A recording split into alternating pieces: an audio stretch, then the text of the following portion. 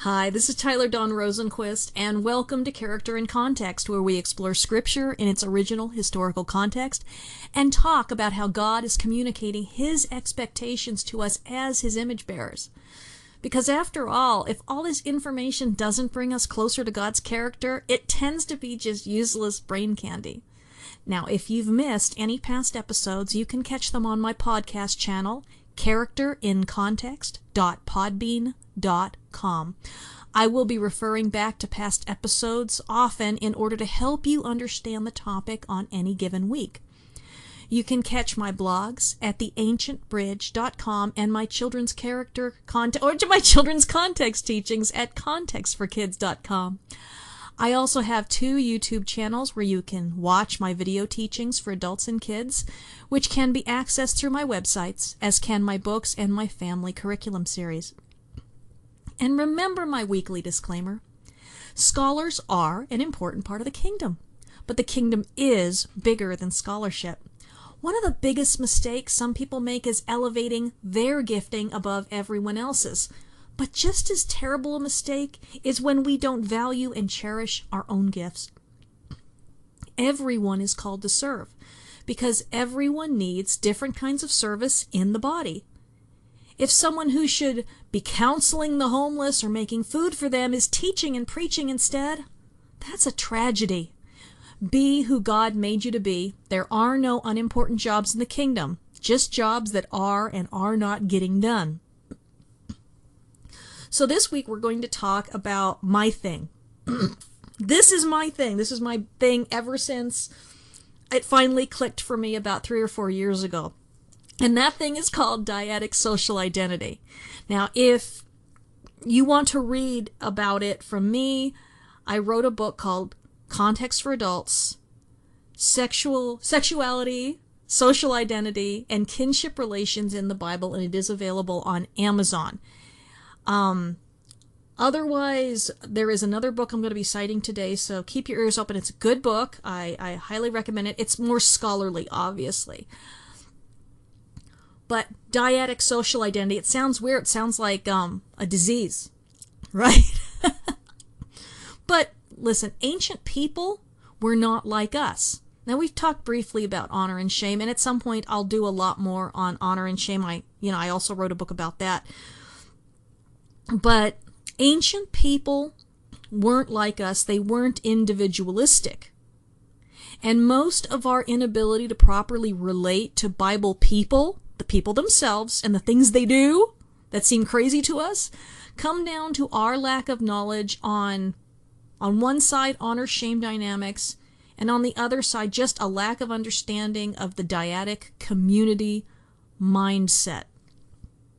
Really what we're talking about is the sociology of 21st century Western world is completely at odds, almost completely at odds, with the people of the Bible. They didn't think like we did. And it's hard for us to imagine, right, that everyone hasn't always thought the way we do.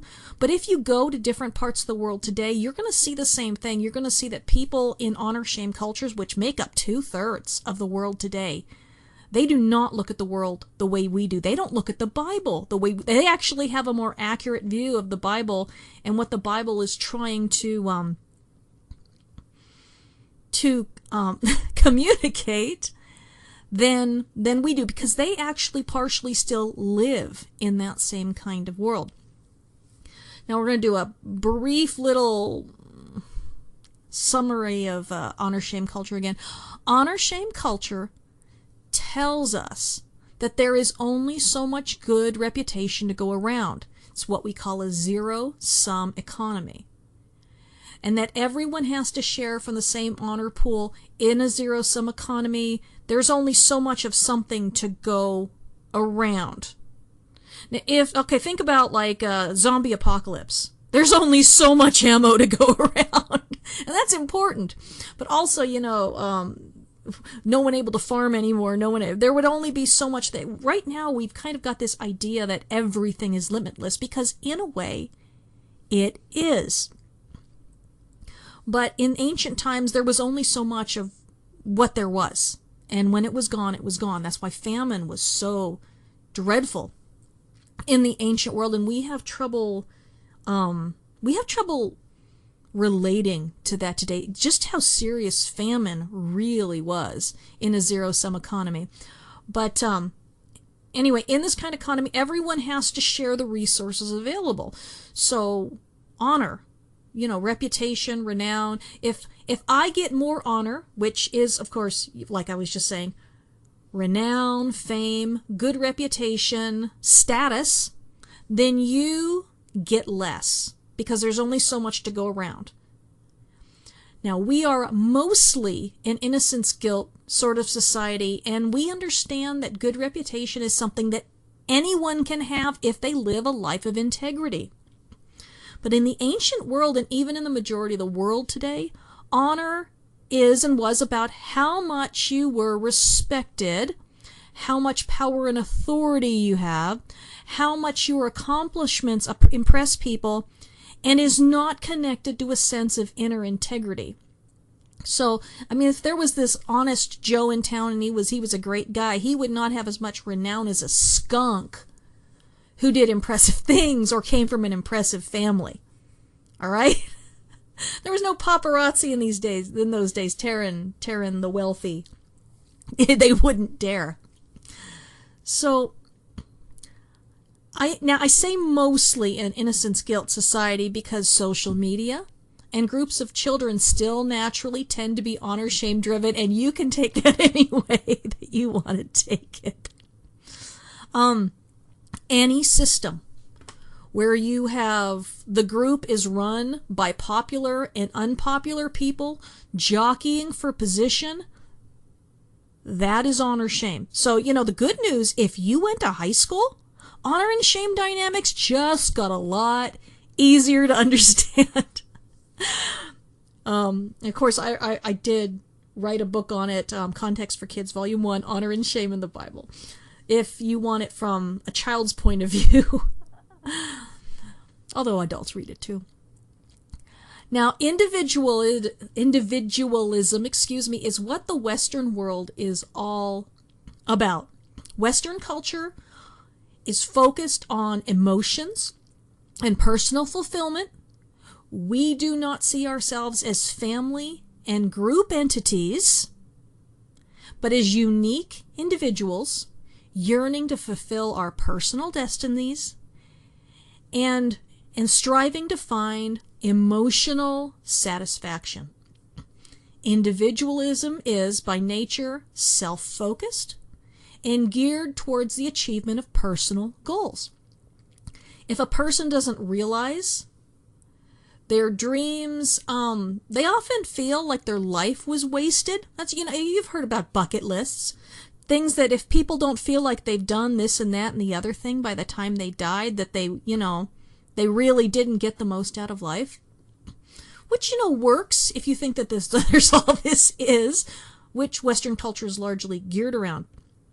That we have to enjoy our lives now because we're going to be sitting on clouds with harps, which, yes, that's not biblical, but it's people think they got to get their enjoyment in now for some reason. That's just the way we are.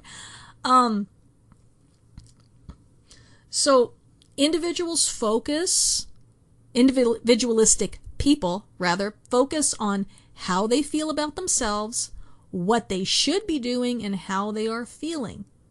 When held back in any way, individualistic people are liable to become despondent or angry because they hate being told they can't do something, even if that something is damaging to society. If you ever saw the TV show Lost, the famous line in that show is, "Don't tell me what I can't do." There we go. That is like the core value of the religion of individualism, which we all bow down at the altar of, and we can't help it. That is our society. And people will go to great lengths to fulfill their individualism. Every generation has their thing, where there's a countercultural movement. That is individualism at its purest. Hippies, if you were in that 60s, 70s kind of hippies, if you were my generation, they had the punk rock movement. Right now they've got gender dysphoria, where it has become very chic to, and I'm not saying, because this is still a countercultural movement, the majority is not okay with it, okay? But when people when youth are wanting to explore themselves and to be different and to define themselves, a lot of times they'll become a part of a countercultural movement. And gender dysphoria, transitioning, that sort of thing is, among teens today, is that thing. If they'd lived 30, 40 years ago, they would have been hippies or punk rockers or whatever. It's kind of the same phenomenon. It's more heartbreaking to parents the more destructive it becomes. You can have a drug counterculture too. I mean, well, that was part of with the hippies. Now, one of my best friends was a former hippie, so I'm not kidding on hippies. She's a Bible teacher now. Now, the people of the Bible, on the other hand, were dyadic. They thought and functioned as members of a group structure, a community. Everyone, men, women, children, had clearly defined roles and prohibitions on dress, behavior, and space. Dress is easy. Most cultures have clearly defined dress roles for men and women. Behavior is where things get a little dicey, and space. Now, men were not welcome in the sphere of women, in the women parts of the house, and women were not welcome in the sphere of men. So there were clear gender roles in where women and men were welcome and allowed to be and could function. There were jobs for women and jobs for men. And because of this, their families functioned really well. And their extended families functioned really well. Men didn't yearn to do what was considered women's jobs, and women didn't yearn to do, quote-unquote, men's jobs, because they were both completely relying on feedback from society to tell them what they should be doing and if they were doing what they should be doing. I know it sounds really weird, but it also makes a lot of sense in an ancient culture. Now, a dyadic person, community-based person, has no concept of self outside of their social group. And the individualistic person often struggles with functioning in a group. You know, and as we have been able to become less and less dependent on one another, or so we think, we're still incredibly dependent. Because everything is, we can buy things from afar without looking the farmer in the face. We think we can do without the farmer because the farmer doesn't exist anymore. No, we still need the farmer. We're still dependent. Anyway, this has gotten exponentially more troubling in our society. Now, don't confuse this, dyadic versus individualistic, with being the same thing as being introverted and extroverted. A dyadic person can still be outgoing or shy, just as any individual can. Dyadic people are hierarchical and can readily submit, and do readily submit, to authority without resentment or feelings of worthlessness or inferiority, whereas individualistic people tend to resent any authority other than their own. Again, lost. Don't tell me what I can't do. The more individualistic a person is, the more they might resent externally imposed obligations. It's like, oh, why do we have to go to Auntie Janice's house for for Thanksgiving? Well, honey, that's what we always do. Oh, why can't we just stay at home? We question tradition, whereas dyadic people never would. The more dyadic a person is, the happier they are as a cog in the social machine. The more individualistic a person is, the more they desire to be the one with their hand on the machine switch, or just hightailing it out of the factory altogether. Now, how does this relate to Scripture? Where do we see this in Scripture? Well, we see it on every page of Scripture. And one of the easiest places to see it is that everyone in Scripture exists in terms of who they are with respect to another person. Hence we see Simon Bar-Jonah, Peter, Deborah, the wife of Lapidot, Mary and Martha, the sisters of Lazarus, Nicodemus the Pharisee, Yeshua the son of David, etc. And we see it all through. People are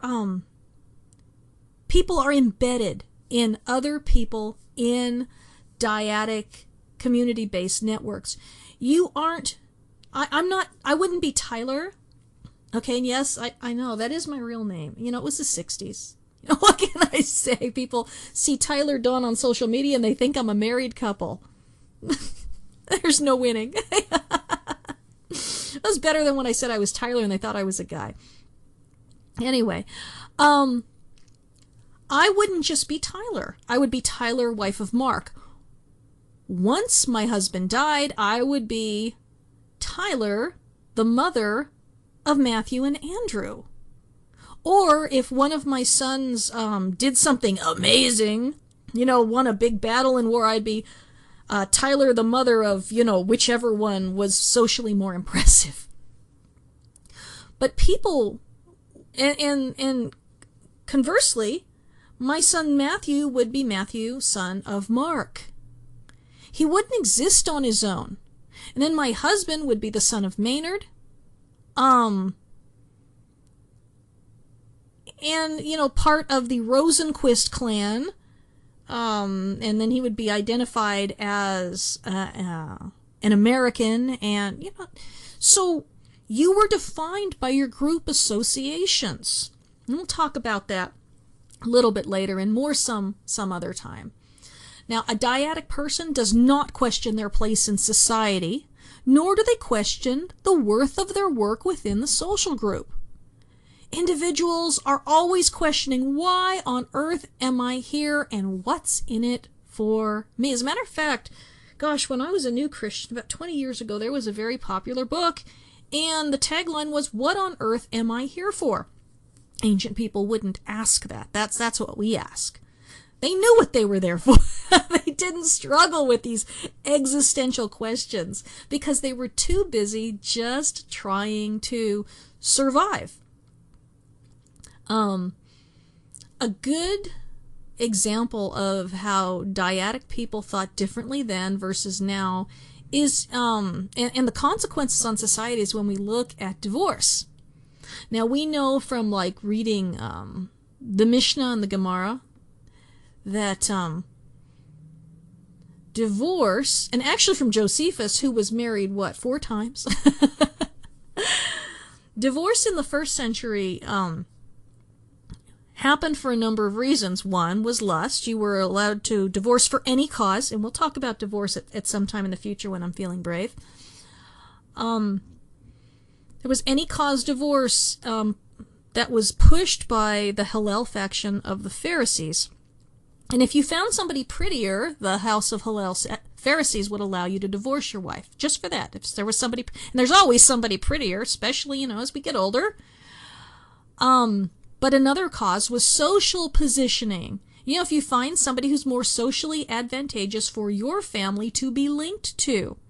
Sometimes it was due to the marriage being unfruitful. You know, one or the other partner can't have children. You don't know who until, you know, they marry other partners. Today, divorce almost always comes down to, in some way, as the consequence of a lack of personal fulfillment. And that can be either, somebody's feeling a lack of personal fulfillment and they get involved with drugs and alcohol, and then the spouse can't take it anymore, they divorce, and I'm certainly not saying that that is wrong. Or they just, I don't feel the love anymore. Now that is common. So that is not, but in the past, personal fulfillment was kind of a foreign concept. People looked at more temporal concerns. just the immediate here and now survival, social position, we need kids, that sort of things. Now, modern Western people, this is the problem with us not understanding this.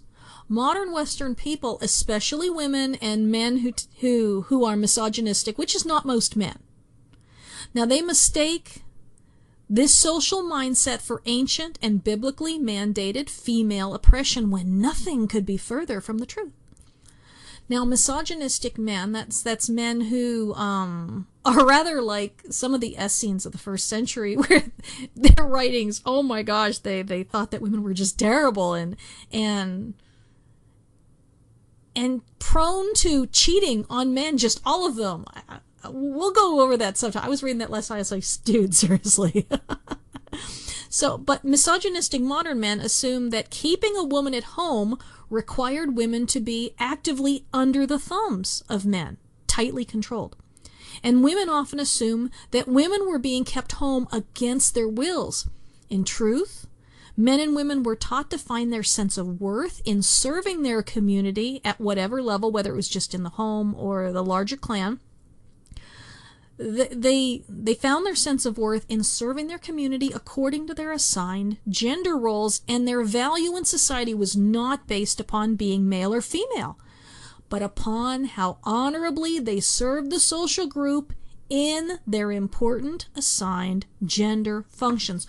A woman wasn't judged as to how she didn't measure up to a man. A woman was judged based on the upkeep of her home, whether she was producing honorable sons, whether she was guarding the honor of the family with her conduct, that sort of thing. She wasn't being compared to men. She was being compared to how she should be as a woman. And if she was doing her job, she was honored. Just as a side note, it wasn't safe in the ancient world, where male honor was tied to, among other things, an aggressive virility, for women to be outside of the home alone. It was a coup for men in the ancient world to have multiple sexual partners. I mean, that's just, everybody, it's not exactly a secret. But also, even men who weren't doing that could express their aggressive virility in other ways. Women were subject to accusations if men could not guard them carefully at all times. A man could gain honor simply by bringing an accusation on a woman in another clan. Of course, they wouldn't do it to their own family, but they could insult the woman of another clan if her behavior wasn't absolutely locked down, under control, and she wasn't protected at all times. We look at certain biblical cases of what happens when things went wrong. Tamar, the son of Joseph and Leah, the Bible says that, we don't see this, but the Bible says she went out to be among the women of the land. That's crazy. In ancient cultures, girls did not go out alone, not even be with other girls. It made them subject not only to seduction and rape, but also just to accusation.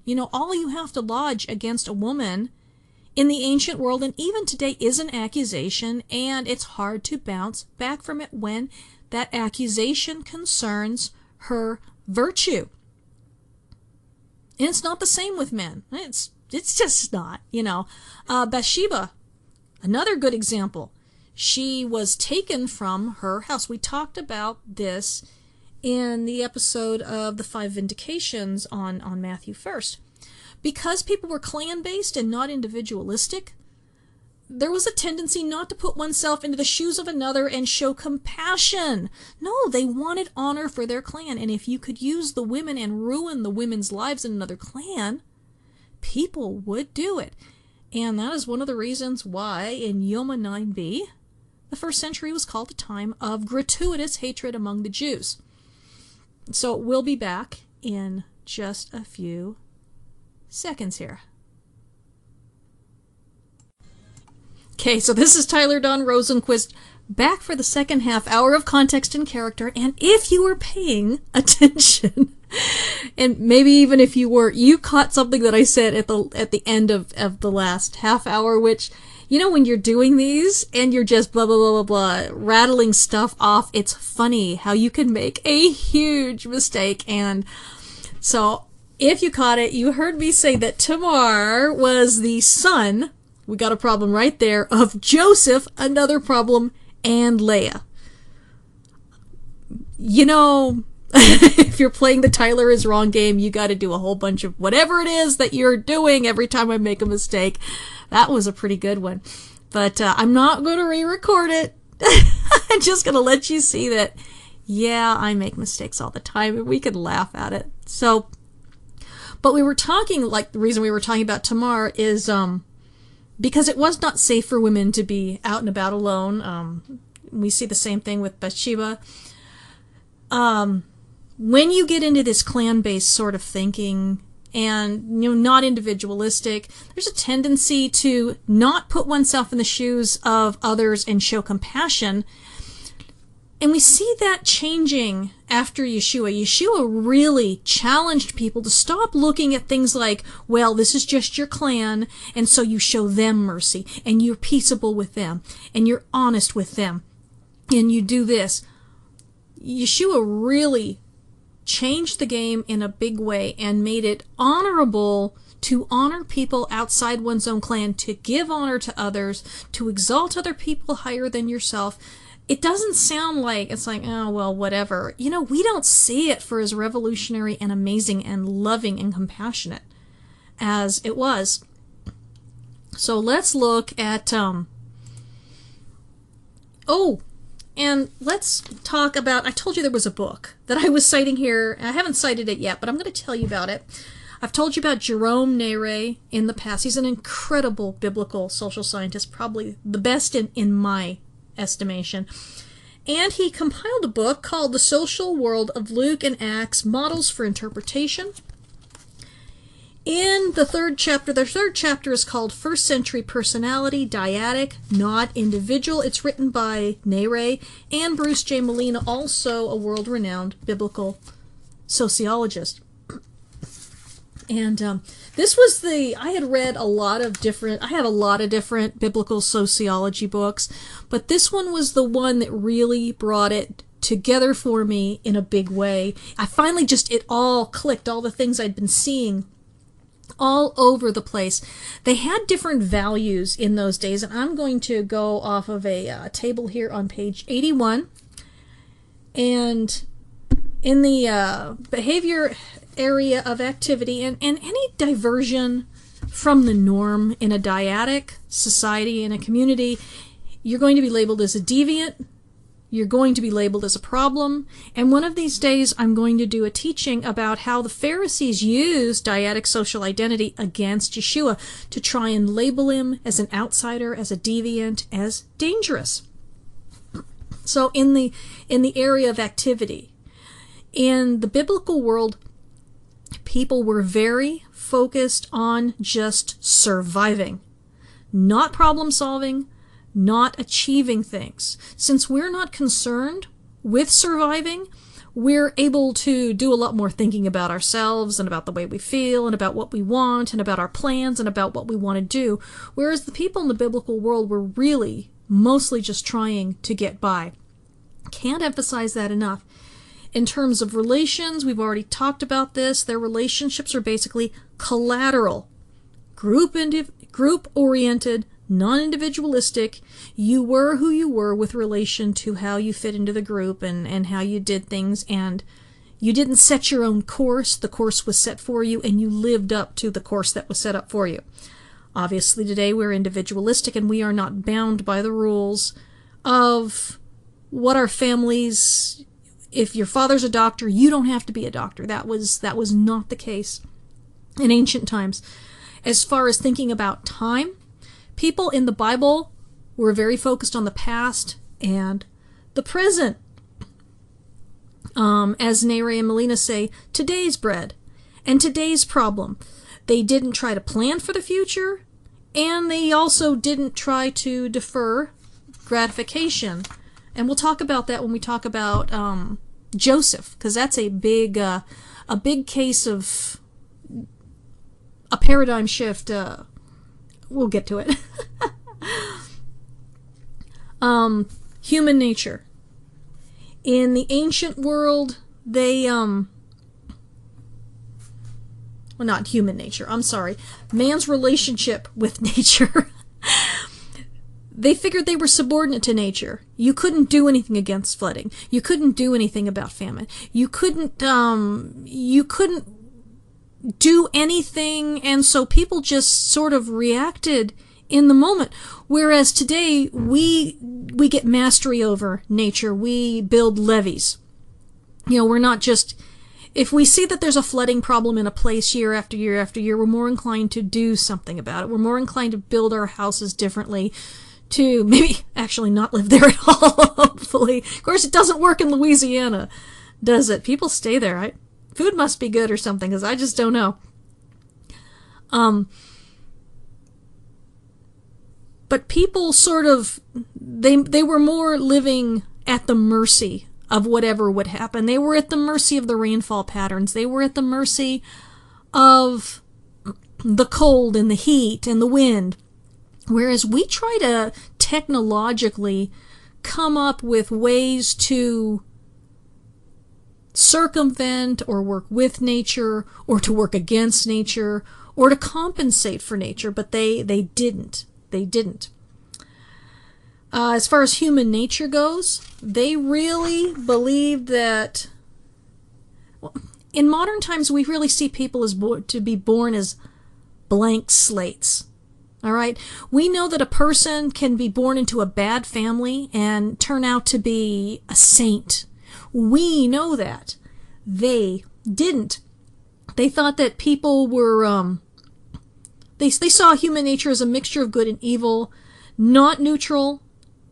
They really lived in a dualistic world where there was evil and there was good and there wasn't anything in between. We don't see the world like that, obviously.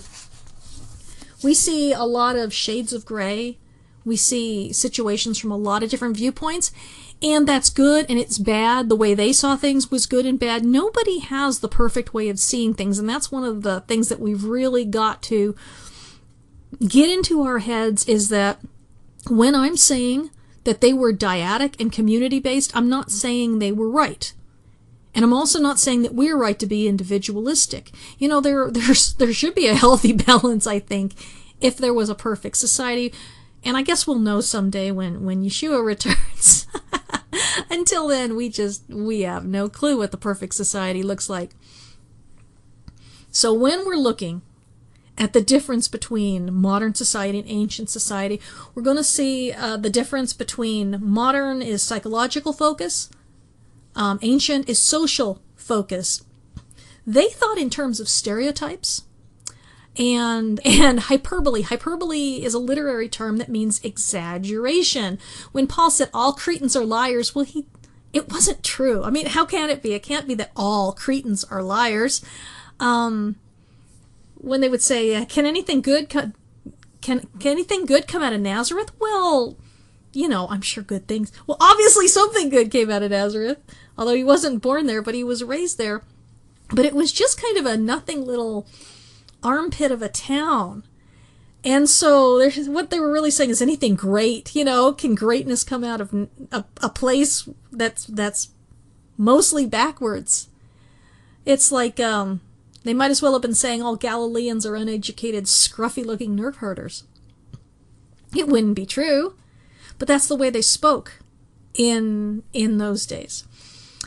So, yeah, stereotypes. Another thing that we see today in Islamic culture, because Islamic culture is still very much dyadic, very much community-based, they think first of immediate family, then clan, then ethnic groups. And sometimes they would associate with others based on a trait.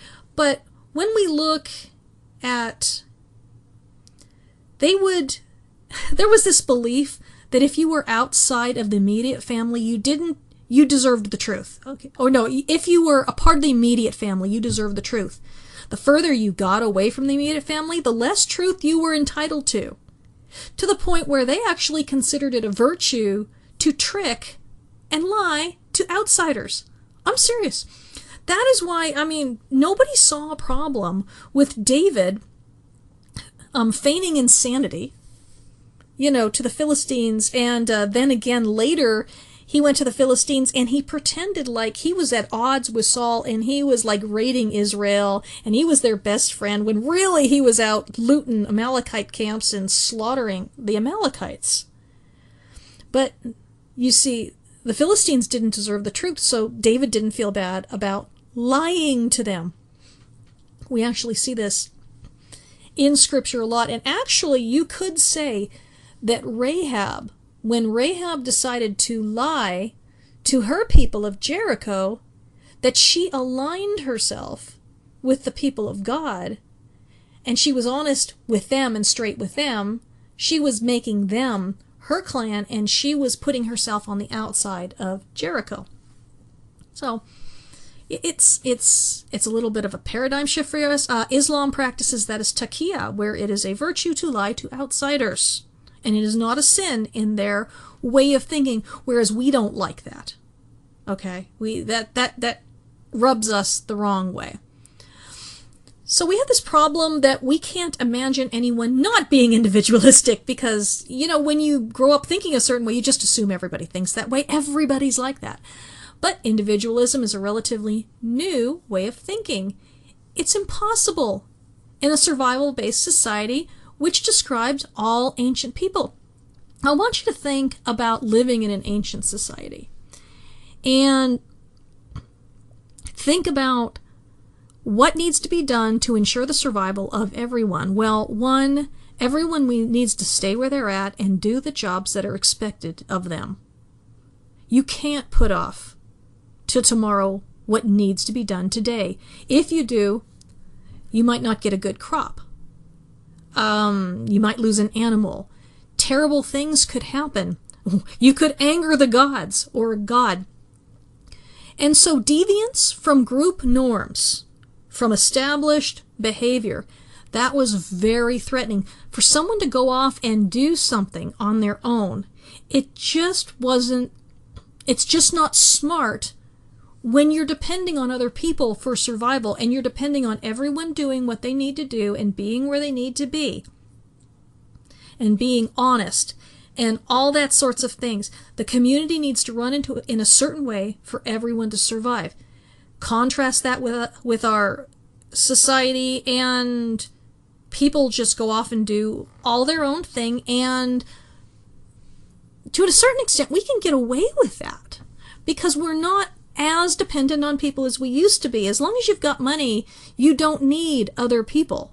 You just go buy what you need at the store. We do have the luxury of putting things off and putting things off and putting things off, often because the things we do are practically irrelevant. And no one's life is depending on our getting done this or that today. Very important. So we have the time and the luxury to make plans, to try new things. And, when you have welfare and food stamps and everything, you can take risks and not die. They didn't have that luxury. I want to talk about one of the big examples in the Bible that doesn't seem like a big deal to us, but really, really was. I want to talk about Joseph in Egypt, because this is a classic dyadic situation. Joseph interprets Pharaoh's dream and tells Pharaoh that, they're going to have 7 years of plenty, abundance like they've never seen before, followed by 7 years of famine. And so what you need to do, and I'll tell you something, in the ancient world, everyone, when they heard the word 7 years of plenty, they say, yes, we're going to sell our surplus and make a ton of money. And then when they heard 7 years of famine, they didn't hear anything else. They heard the 7 years they heard we're going to die. Now, what Joseph recommended was so alien to ancient thinking that we can't even imagine. He said, hey guys, let's plan ahead. We're going to have all of this surplus, so instead of selling it and making a lot of money that we're not going to be able to use later, let's store 1/5 of this bumper crop, and then we'll give it back to, or sell it back to the people, and so the whole world won't starve. And Pharaoh is like, wow, why didn't I think of that? And, you know, one of the weird things is we don't think, yeah, why didn't he think of that? Well, it's because there was no they didn't believe in deferred gratification. If you had something now, you used it now. If you had a good crop this year, you ate your fill and you sold the rest and you made a profit. Now, you probably bought animals or something. Of course, then you're in trouble if you can't feed those animals. So it wasn't really a monetary system like we would think of today. It wasn't that they didn't use money. It's just that it wasn't the preferred mode of trade. So Joseph says, hey guys, let's plan ahead. Let's build granaries. So they had to build granaries in the first place, and let's store it. And then we're going to do this and this and this. And so Joseph became this master planner because he thought in ways that nobody else did. Ways that are just duh to us now. We don't think it's a big, hairy deal or particularly brilliant to put away money in savings when we have it. That being said, not everybody does, and I've had to teach my kids, no, you need to put some money away, and, you know, please don't go, please don't go on a vacation and spend, all your tax refund money on a cruise or something just because you can. Put it away. Matt blew a tire. Matt needed that money. He was glad he had it in savings, or some months he doesn't get as many hours at work, and so he needs it to make the car payment. That's planning ahead. That is not what people did. Because again, they were focused on the past. And really what Joseph was doing is he was saying, let's do everything differently than we have ever done before. Now, if Pharaoh hadn't believed that there was 7 years of famine coming, then he would have said, no, you're insulting the gods. You're doing things differently. You're dishonoring the way things have always done. Therefore, you are dishonoring our ancestors. The gods will get angry when they see we're trying to outsmart them. We can't do it this way. When you look at technology in the ancient world, and they didn't change things very often. They didn't make technological advances, especially in agriculture, because agriculture was how they lived. When you take a risk with agriculture and it goes wrong, it doesn't mean, oh, well, we got to take out a loan from the bank. It means you're going to starve. And so if somebody said, well, let's come up with maybe there's a better way to irrigate our crops. It's going to take a long time for it to come into play. People are not going to change what they do quickly because they'll see it as an insult to the way things have always been, offend the gods, all that sort of thing, like I've been saying.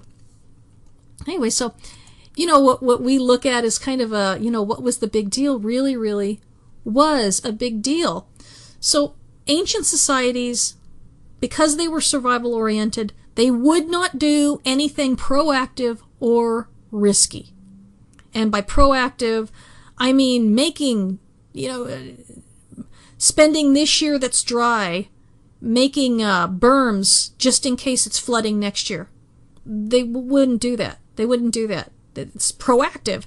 They always look to the good of the community as a whole, versus just themselves. They didn't want to be labeled as deviants. They didn't want to be troublemakers. They didn't want to be the ones calling down the wrath of gods or God on the community. And as a result, there wasn't much thinking about the future. They were at the mercy of nature versus having mastery over it, or even trying to have mastery over it. Especially since it didn't matter if you were Israelite culture or heathen culture, They really, they saw God or gods as in control of everything. If God sends you a flood, what are you going to do? Fight against God? See, they didn't think scientifically. They thought in terms of spirituality. God or gods are behind absolutely everything that's going on. So they always had to be thinking, well, what am I going to do to offend the gods? What am I going to do to get myself in trouble? It was very stressful. It's stressful to live that way. I mean, no wonder they didn't have time to think about what they thought about anything. They didn't have time to think about, feelings and their psychological well-being and this or that. It was honor. It was good of the community. It just wasn't all about them. Oh, I wonder if we have time to, I'm going to try and get this in really quick because I see now we only have 4 minutes left. It's not going to work. I was going to talk about a lot of the interpersonal conflict that we see in the scriptures, especially a good case is Sarai and Hagar. Sarah and Hagar. Sarah was the matriarch of Abraham's clan. He was the big kahuna, the head honcho, and as his wife, she had a lot of authority, a lot of power. And yet, she would have been seen as not entirely a real woman. Even though she had this high position, any slave girl who could have a child was seen as better fulfilling her role. So a slave with a child is seen as a more complete person, a more pleasing member of the dyadic social arrangement than Sarah, who, although she was wealthy, although she was married to the patriarch, although I'm sure she's hardworking and thrifty and modest and in every way just a paragon of virtue, if she is not a mother, then she is failing in her assigned gender social role, the one that was supposed to keep the entire clan safe. She had one job in life. I mean, this is serious. Sarah had one job in life, and that was to provide an heir. The clan needed an heir. That was her job. Needed to be male. Needed to be somebody who could take over when Abraham died, so that the slaves would still be taken care of, and the manservants, and the flocks, and everything, and there wouldn't be chaos when Abraham dies. In the eyes of the rest of the clan, Sarah was really letting everyone down. She wasn't doing her job as a woman. I think about that. That's really scary. Think about the stress on her year after year. So you've got Hagar, who is taken as a concubine. Abram gets her pregnant, and all of a sudden, so she has not only fulfilled her role as a woman, as a woman slave, so she's a slave, she's doing her job as a slave, she's fulfilling her role, but now she's also the mother of the heir. This causes problems, because where is she now? There's no assigned gender role. Everything's crazy. Is she above Sarai, or is she beneath Sarai? And so the whole argument and the whole problem between Abraham and Sarai and Hagar is all about this dyadic social role, which has been completely turned upside down. So what ends up happening? Well, as patriarch of the clan, Abraham has to clearly define everything. He has to say, Sarai, you are still the matriarch of this clan, despite the fact that you have not had He didn't say that to her because, maybe men can be a little clueless about things sometimes. He says, Hagar is still your servant. Do with her whatever you want. And so Abraham had to come in. He had to establish the rules of the community. And of course, Hagar was like, oh, I have screwed up. I don't know who I am, what's going on. She did know who she was. She just didn't like it, and she ran off. So anyway, that's just a small example of how dyadic social identity can change our reading of the scriptures. And I hope this made sense. I hope that you enjoyed it. I hope that it's really going to open things up for you in a big way. Of course, there's the Nere book. There's my book. And if you're interested in learning more. Anyway, thanks for joining me this week. Have a wonderful week. I'm praying for you. Please have a blessed week studying scriptures with your family.